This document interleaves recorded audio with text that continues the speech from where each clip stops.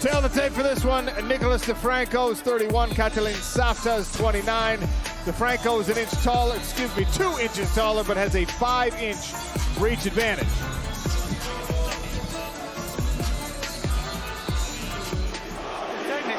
Nico Di Franco in the green. Southpaw stance for Di Franco. Safta with the forward motion so far. Because on our schedule was, I was supposed to do now an axle afternoon. Looks like Di Franco's expecting counter-punching to be his game plan. Maybe expecting aggression from Safta.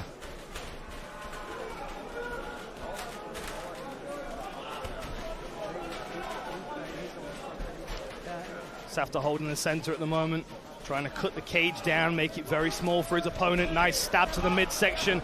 Di Franco goes for a clinch, but it gets broken.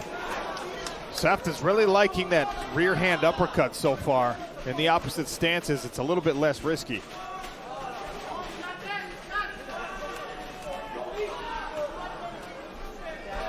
It looks to me like Di Franco is waiting for the perfect opportunity to uncork something. Like he's looking for the right look from Safta. I like these buzzsaw combinations that we're getting from Catalin.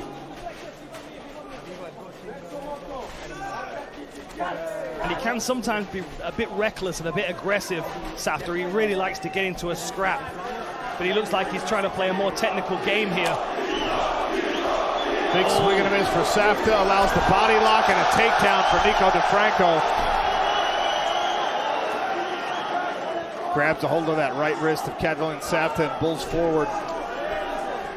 Nifty work to try to pass, instead he's on the back. Safta's trying to build up, but he's got to be cautious of those hooks slipping in. You can see the foot on the back, the toes on the back foot of Catalin Safta. It's just enough to anchor Di Franco into that position without having a hook. Oh, scramble. Safta might end up in top position. Reach that right arm under for a seated switch.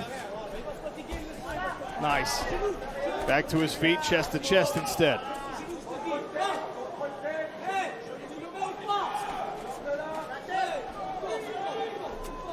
Wrist control here.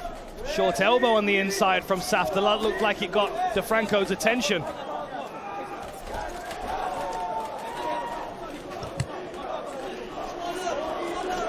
Nice combination from Safta, a little shoe shine almost. Big knee in the body from Di Franco. Yeah, that was a nice knee to the midsection. Got to be cautious he doesn't get countered though, sliding straight into range like that. That uppercut from Catalin Safta. Oh! Right hand on the forward motion from Di Franco, snapped the Belgian's head back. This time no good on the takedown for Nico.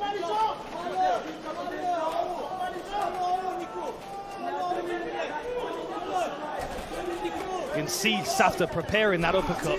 Every time Di Franco moves forward, you can see that backhand of Safta just drops a moment to load it for the uppercut. There it is again. Oh! Right hand from Safta. Di Franco trying to wrestle himself out of trouble. He's got the head outside. Pushing this double. But now Catalin Safta's on the neck.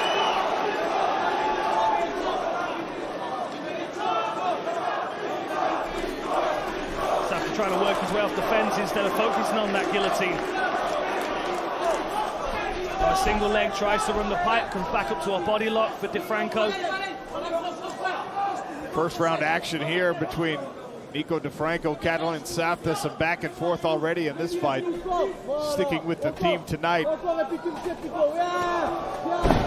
Twisted takedown attempt there from Nico, but good balance by Safta, who's now turned this and pressuring into the fence, looking for his own takedown.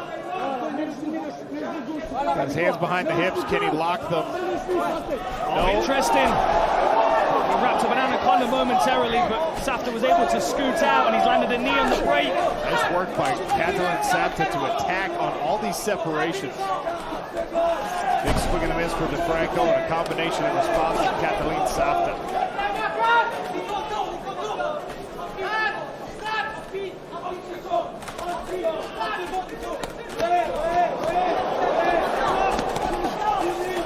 Safta driving some hands into the body Trying to bank that midsection damage for later rounds potentially.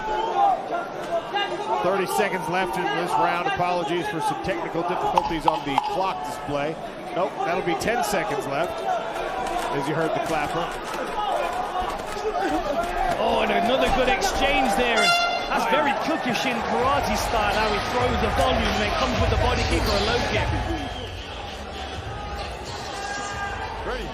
Ready. Fight, second round. Round 2 begins here in Brussels, Belgium. Our clock returns. Di Franco with the inside leg kick. Nice counter, straight left. And a good inside low kick as well. Level changes again, does Di Franco. He gets turned against the fence by Safta, who now picks up a single leg and finds himself in top position. Well done by Safta. Head outside. Snatched that single. Hiked it through his legs. Gets Di Franco off his feet. Half guard to work from. Franco building back up. Good work here. Got to be careful of the strikes on the break again. Little hammer right hand from Catalin Safta. He cannot let you get away from him without throwing something. No. It almost seemed like he wasn't fighting that scramble, though. He almost like he wants this fight back on the feet.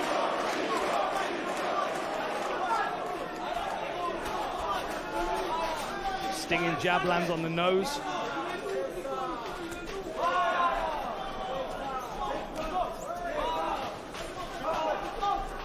That was much smarter work by Nico. He took 2 shots on the guard and then moved himself away for the power punch. First round he was staying in the pocket a little too long. And the other good thing as well is if he starts to move away, there's a potential for Safta to follow, which then makes the level change under pressure easier.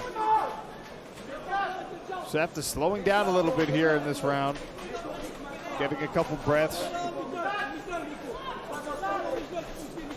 Yeah, he really throws everything into his kicks. Oh, slip by Nico. Something might have happened. Nico Di Franco. Oh, that's it. It's like he maybe hurt himself on the twisting motion of that feinted kick. I wonder if he torqued his knee or something, because he's not building back up to his feet. Is he hand fighting? This looks like it could become dangerous, though. He needs to address these hands. Safta's got his hands together, but he's probably across the chin. But now with double underhooks, he can start to spread his opponent out. Di Franco needs to free these hooks and build up. Safta heavy on the back, attacking this neck. Scramble here by Di Franco, who gets back to his feet.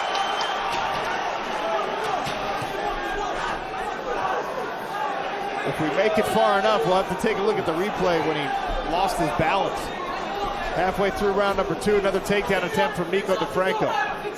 Big split on the takedown, but that was a great idea, switching to the single leg. And now Di Franco's in top position. 2 minutes to work. He could land some significant shots here, focusing on elbows as well so he can cut his opponent. That's what the corner are calling for. I don't speak French, but I speak the sign language of elbows, and that's what they're doing.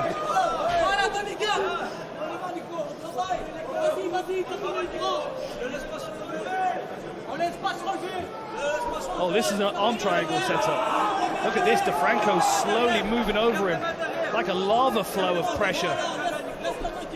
Safta gets his legs back involved, but Di Franco, another elbow. 90 seconds left in round number 2. Nico Di Franco on top of Catalin Safta. Tries to jump all the way over to a side control pass here.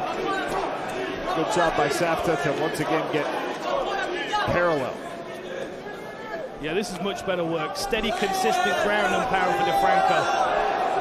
Probably the most predictable part of the fight really so far. The rest of it's been quite chaotic.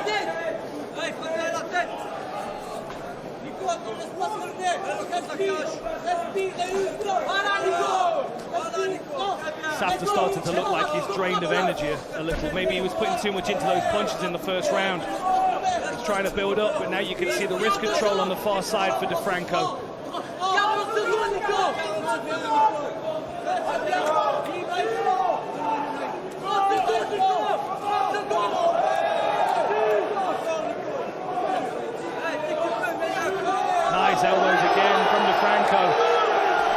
hammering down with that left arm. Again tries to kick over, this time put himself between the cage and Catalin Safta. Instead he takes the back. Safta turns to face, doesn't want to give up that choke opportunity at the end of round number 2. Time. There's Catalin Safta, there's Nicolas Di Franco. Ready. Belgium versus Switzerland at this one. Fight, last round. The ING Arena crowd chanting Nico, Nico, urging on Di Franco. Still in that southpaw stance.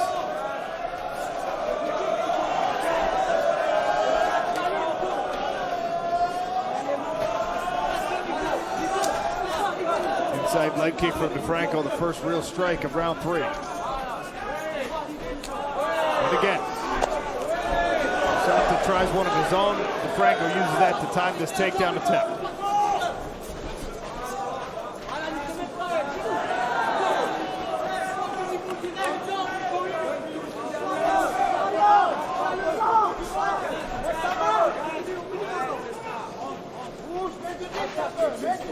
Safta having a hard time getting going here in round 3.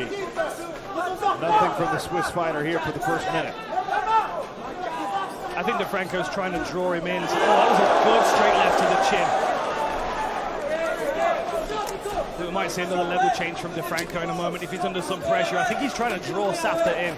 It looks like he thought about a level change there.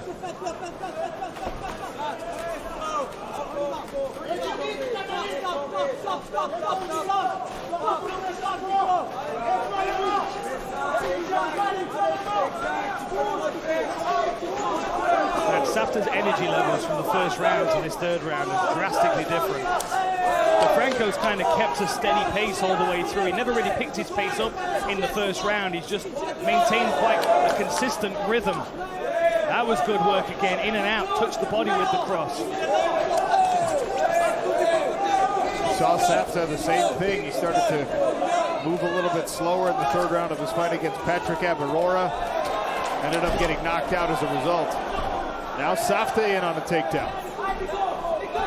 Expect a neck attack.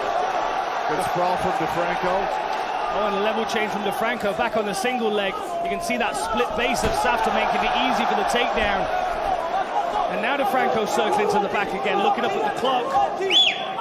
Probably doesn't like what he sees with almost 3 minutes left in this fight. If you're looking at the clock, you want to see 30 seconds. Usually means the gas tank is starting to drain. I bet his arms are burning from all of this grappling that he's been doing as well.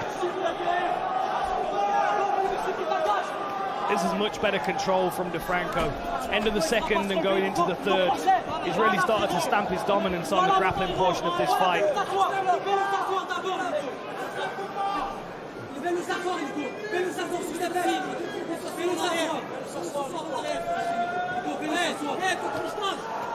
Some left hands working onto the ear of Catalin Safta.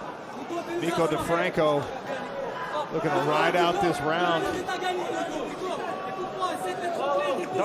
Safta's got a lot of work to do to get himself out of here, but the referee also urging on both fighters. If you're Nicolas Di Franco, you got to increase that work rate. You do not want to give up this position.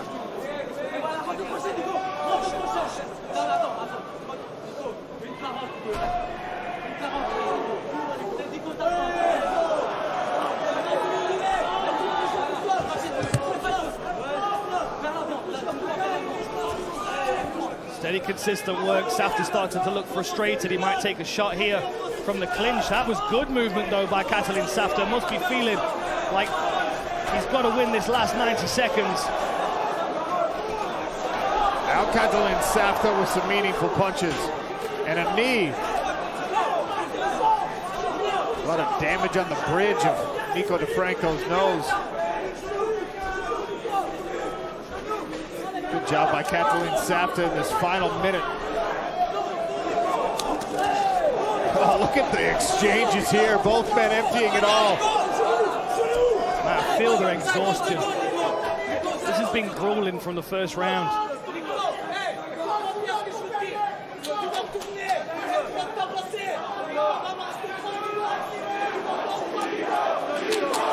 Yeah, the crowd trying to rally, 30 seconds left.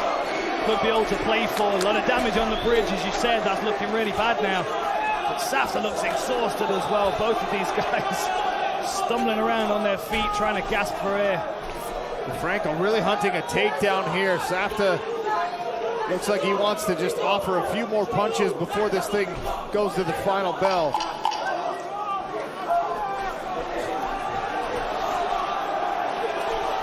Safta chasing with another big swing. Lands a right hand twice.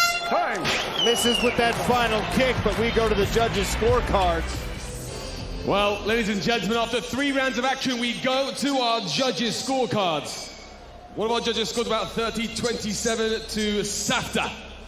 Another 29-28 to Di Franco. And our third and final judge scored this bout 29-28 to your winner via split decision, Catalin Safta! The final flurries for Catalin Safta did enough to convince 2 of these judges. That was a hard-fought battle.